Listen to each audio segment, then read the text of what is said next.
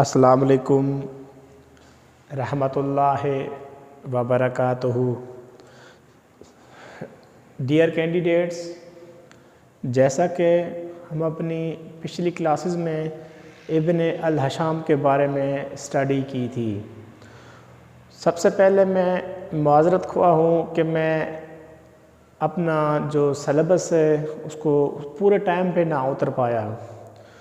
तो उसकी भी कुछ वजूहात थी। उसमें मसला ये था कि आजकल सिंध में IBA की तरफ से टेस्ट ली गई थी 5 to 15 ग्रेड की, तो उसमें टेस्ट के हवाले से लेक्चर्स कुछ रिकॉर्ड करने थे हमने, और उसके साथ साथ सिंध में एक नई एप्लीकेशन मुतारिफ़ करा दी गई है जिसका नाम है PMS। तो काफ़ी सारे दोस्त थे, उस्ताद थे, एजुकेशन डिपार्टमेंट के लोग थे जिनको ये एप्लीकेशन यूज़ करने में काफ़ी सारी दुश्वारियाँ पेश आ रही थी, जिसके हवाले से हमने PMS पे भी लेक्चर रिकॉर्ड किया था। तो आज का जो हम इस टॉपिक है, जो हम फ़िज़िक्स को दोबारा से कंटिन्यू करने जा रहे हैं, जो हमारा आज का टॉपिक है वो है इब्न इसहाक़ अल-किंदी, याकूब इब्न इसहाक़ अल-किंदी। याकूब इब्न इसहाक़ अल-किंदी साहब 800 में पैदा होते हैं और इनकी जो डेथ है 873 में हो जाती है AD में। ये जो साहिब हैं याकूब इब्न इसहाक़ अल-किंदी साहब, ये अफ़गानिस्तान के एक आबाई इलाके बसरा में पैदा होते हैं। इनकी काफ़ी सारी इनकी कंट्रीब्यूशन है इन फील्ड ऑफ फिज़िक्स। ये पहले मुसलमान थे जिन्होंने साउंड पे काम किया था। ये पहला बंदा था, इवन पहला इंसान था जिसने साउंड पे काम किया था। इसकी काफ़ी सारी कंट्रीब्यूशन है, तो हम एक एक करके इनकी कंट्रीब्यूशंस को स्टडी करेंगे।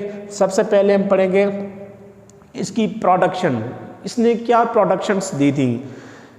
याकूब इब्न इसहाक़ अल-किंदी साहब, इसने मोनोग्राफ पे काफ़ी सारे रिसर्च मोनोग्राफ इन्होंने पेश किए थे। वो जो थे मेटीरोलॉजी, स्पेसिफिक ग्रेविटी और टाइड्स के ऊपर थे। ये इन तीनों चीज़ों पे इन्होंने मोनोग्राफ्स बनाए थे।